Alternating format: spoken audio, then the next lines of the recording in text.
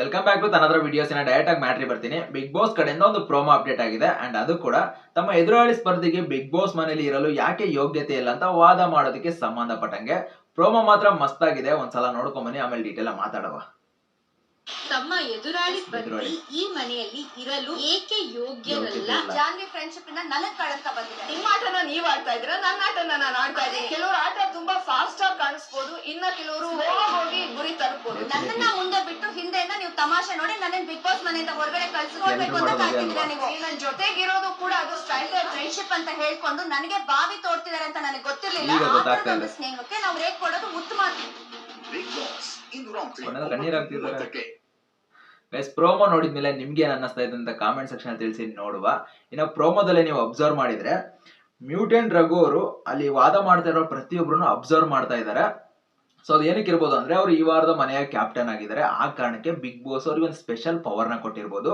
ಅಲ್ಲಿ ಯಾರೆಲ್ಲ ವಾದ ಮಾಡ್ತಾರಲ್ಲ, ಸೊ ಆ ವಾದನ ಇವರು ಸರಿಯಾಗಿ ಅಬ್ಸರ್ವ್ ಮಾಡಿ ಯಾರು ತುಂಬಾ ಚೆನ್ನಾಗಿ ವಾದ ಮಾಡಿರ್ತಾರಲ್ಲ ಅವ್ರನ್ನ ಈ ವಾರದ ನಾಮಿನೇಷನ್ ಇಂದ ಸೇಫ್ ಮಾಡುವಂತ ಒಂದು ಪವರ್ ನ ಕೊಟ್ಟಿರ್ಬೋದು ಬಿಗ್ ಬಾಸ್. ಆ ತರ ಏನಾದ್ರೂ ಆಗಿದ್ದಿದ್ರೆ ಮ್ಯೂಟೆಂಟ್ ರಘುವ್ರನ್ನ ಒಂದಿಷ್ಟು ಜನನ ಸೇಫ್ ಮಾಡ್ತಾರೆ ಅನ್ನೋದು ನನಗೆ ಈಗಲೇ ಗೆಸ್ ಆಗ್ತಿದೆ. ಸೊ ಅವ್ರು ಯಾರ್ಯಾರು ಅಂತ ನಿಮಗೂ ಗೊತ್ತಾಗಿದ್ರೆ ಕಾಮೆಂಟ್ ಸೆಕ್ಷನ್ ತಿಳಿಸಿ. ಯಾಕಪ್ಪ ಅಂದ್ರೆ ಅವ್ರು ಕ್ಯಾಪ್ಟನ್ ಆಗೋದಕ್ಕೆ ಅವರಿಷ್ಟು ಜನ ತುಂಬಾ ಸಹಾಯ ಮಾಡಿದ್ದಾರೆ ಅಂಡ್ ಅವ್ರಿಗೊಂದು ಸಪೋರ್ಟ್ ನ ಮಾಡಿದ್ರು. ಅವ್ರು ಅವತ್ತೇ ಹೇಳಿದ್ರು ನಾನು ನಿಮಗೆ ಏನಾದ್ರೂ ಒಂದು ಮಾಡೇ ಮಾಡ್ತೀನಿ ಅಂತ. ಸೊ ಈಗ ಒಂದು ಒಳ್ಳೆ ಆಪರ್ಚುನಿಟಿ ಅವ್ರನ್ನ ಒಂದು ನಾಮಿನೇಷನ್ ಇಂದ ಸೇವ್ ಮಾಡೋದಕ್ಕೆ. ಸೊ ಅದನ್ನ ಡೆಫಿನೆಟ್ಲಿ ಮಾಡ್ತಾರೆ ಅಂತ ಅನಿಸ್ತಾ ಇದೆ.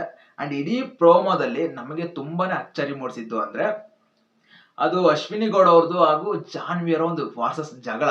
ಅಂದ್ರೆ ಅವರು ಪರವಾಗಿ ಅವರು ಒಂದು ವಾದ ಮಾಡ್ತಿರೋದು. ಯಾಕಪ್ಪ ಅಂದ್ರೆ ಇಷ್ಟು 4 ವಾರಗಳ ಕಾಲ 4 ವಾರಗಳ ಕಾಲ ತುಂಬಾ ಚೆನ್ನಾಗಿ ಆಡ್ಕೊಂಡ್ ಬಂದಿದ್ರು. ಒಂದು ಒಳ್ಳೆ ಫ್ರೆಂಡ್ಶಿಪ್ ನ ಬಿಲ್ಡ್ ಮಾಡ್ಕೊಳ್ತಾ ಬಂದಿದ್ರು. ಬಟ್ ಈಗ ಆ ಫ್ರೆಂಡ್ಶಿಪ್ ಇಂದಾನೆ ಅವ್ರಿಗೊಂದು ಮುಳುವಾಗ್ತಾ ಇರೋ ಕಾರಣ ಅಶ್ವಿನಿ ಗೌಡ ಅವ್ರು ಹೇಳ್ತಿದ್ದಾರೆ, ನಿನ್ನ ಫ್ರೆಂಡ್ಶಿಪ್ ಇಂದಾನೆ ನನ್ನ ಆಟ ಹಾಳಾಗ್ತಿದೆ, ನಿನ್ನ ಫ್ರೆಂಡ್ಶಿಪ್ ಇಂದಾನೆ ನನ್ನ ಇಮೇಜ್ ಹಾಳಾಗ್ತಿದೆ ಅಂತ. ಬಟ್ ಇದು ಅವ್ರಿಗೆ ಮುಂಚೆನೆ ಗೊತ್ತಿದ್ದಿಲ್ವಾ, ಈಗ ಗೊತ್ತಾಗಿದೆ ಅಂತ ಅನಿಸ್ತಾ ಇದೆ. ಅಂಡ್ ಜಾನ್ವಿಯರ್ ಸಹ ಅದಕ್ಕೆ ವಾದ ಮಾಡ್ತಾ ಇದ್ದಾರೆ ಸಖತ್ತಾಗಿ. ಸೊ ಮಸ್ತಾಗಿರುತ್ತೆ ಅಂತ ಅನ್ಸುತ್ತೆ ಇವತ್ತಿನ ಎಪಿಸೋಡ್. ಇನ್ನೊಂದು ನಿಮ್ಗೆ ಹೇಳೋ ವಿಚಾರ, ಬಿಗ್ ಬಾಸ್ ಮನೇಲಿ ಯಾವುದೇ ಫ್ರೆಂಡ್ಶಿಪ್ ಆಗಿರ್ಬೋದು, ಯಾವುದೇ ಬಾಂಡಿಂಗ್ ಆಗಿರ್ಬೋದು ತುಂಬಾ ದಿನ ಉಳ್ಕೊಳ್ಳೋದಿಲ್ಲ. ಯಾಕಪ್ಪ ಅಂದ್ರೆ ಬಿಗ್ ಬಾಸ್ ಮನೇಲಿ ಹೇಳಕ್ಕಾಗಲ್ಲ, ಇವತ್ತು ಫ್ರೆಂಡ್ ಆಗಿದ್ದನು ನಾಳೆ ಎದುರಾಳಿ ಆಗ್ತಾನೆ. ಅದು ಒಂದು ಚದುರಂಗದ ಆಟ. ಅಲ್ಲಿ ಫ್ರೆಂಡ್ಶಿಪ್ ಒಂದು ಬಾಂಡಿಂಗ್ ನ ಎಷ್ಟರ ಮಟ್ಟಿಗೆ ಇಟ್ಕೋಬೇಕು ಅಷ್ಟರ ಮಟ್ಟಿಗೆ ಇಟ್ಕೋಬೇಕು. ತುಂಬಾ ಕ್ಲೋಸ್ ಆಗಿ ತಗೊಂಡೋದಾಗ ಅಲ್ಲಿ ಅಶ್ವಿನಿ ಗೌಡ ಕಣ್ಣೀರ್ ಹಾಕ್ತಿದಾರೆ ನೋಡಿ. ಅದು ಏನು ಮಾತಾಡಿದೆ ಅಂತ ಕಣ್ಣೀರ್ ಹಾಕ್ತಿದಾರೋ ಅಥವಾ ನಾನು ಅವಳ ಜೊತೆ ಇದ್ದೆ ಅಂತ ಕಣ್ಣೀರ್ ಹಾಕ್ತಿದಾರೋ ಗೊತ್ತಾಗ್ತಿಲ್ಲ.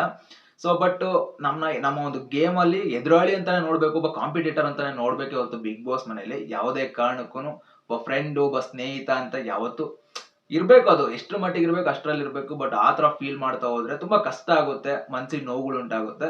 ಬಟ್ ಇದನ್ನ ಬಿಟ್ಟು ಬಿಗ್ ಬಾಸ್ ಮೇಲೆ ಎಲ್ಲರೂ ಆಟ ಆಡ್ಬೇಕು. ಅಂಡ್ ಇದಕ್ಕೆ ಮೇನ್ ಕಾರಣ ನಿನ್ನೆ ನಡೆದಂತ ಕಿಚ್ಚನ ಎಪಿಸೋಡ್ ಆಗಿದೆ ಅಂತ ಅನ್ಸುತ್ತೆ. ಸೊ ಒಂದಿಷ್ಟು ಇನ್ಪುಟ್ ನ ಕೊಟ್ಟಿದ್ದಾರೆ Bigg Boss Sudeep sir. So ಆ ಕಾರಣಕ್ಕೆ ಬದಲಾಗಿ ಸಖತ್ ಆಟ ಆಡ್ತಿದ್ದಾರೆ. ಸೊ ಹಿಂಗೆ ಮುಂದುವರಿಲಿ. ಅಂಡ್ ಇನ್ನೂ ಇಂಟ್ರೆಸ್ಟಿಂಗ್ ಆಗಿರುತ್ತೆ ಈ ವಾರ ಅಂತ ಅನ್ಸುತ್ತೆ. ಸೊ ಯಾರು ಮಿಸ್ ಮಾಡಿದ ಎಪಿಸೋಡ್ ನ ನೋಡಿ. ಮತ್ತೆ ಮುಂದಿನ ವಿಡಿಯೋದಲ್ಲಿ ಸಿಗೋಣ ಗೈಸ್. ಲವ್ ಯು ಆಲ್, ಬಾಯ್. ಹಂಗೆ ನನ್ನ ಒಂದು ಯೂಟ್ಯೂಬ್ ಚಾನಲ್ ನ ಸಬ್ಸ್ಕ್ರೈಬ್ ಮಾಡ್ಕೊಳ್ಳಿ. ಸಿಗೋಣ ಮುಂದಿನ ವಿಡಿಯೋದಲ್ಲಿ.